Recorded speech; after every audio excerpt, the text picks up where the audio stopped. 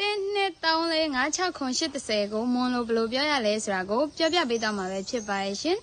မငယ်ဆုံးဖို့ရအောင်မိ3ခက်မတောင်းရအားလုံးပဲမင်္ဂလာပါရှင်မိ3ခက်ဖြစ်ပါရဲ့ရှင်ဒီနေ့3ခက်ကတော့တစ်ကနေ30အထိကိုမွန်လိုဘလို့ပြောရလဲဆိုတာကိုပြောပြပေးတော့မှာပဲဖြစ်ပါရဲ့ရှင်ဒီဗီဒီယိုထဲမှာစကားပြောတာကိုသင်ပေးမှာဖြစ်တဲ့အတွက်စာအတန်ထွက်တွေကိုမတုံးနှုံးထားပါဘူးရှင်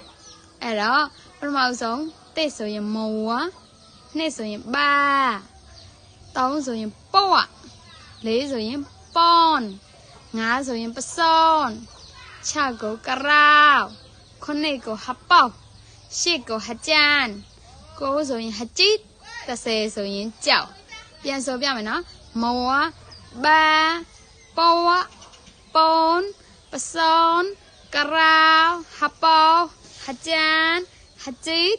ကြောက်ပြီးတော့10ဆိုရင်ကြောင်းထောင်းဆိုရင်လငင်းရာဆိုရင်ကလောင်းပြီးတော့တောင်းဆိုရင်လက်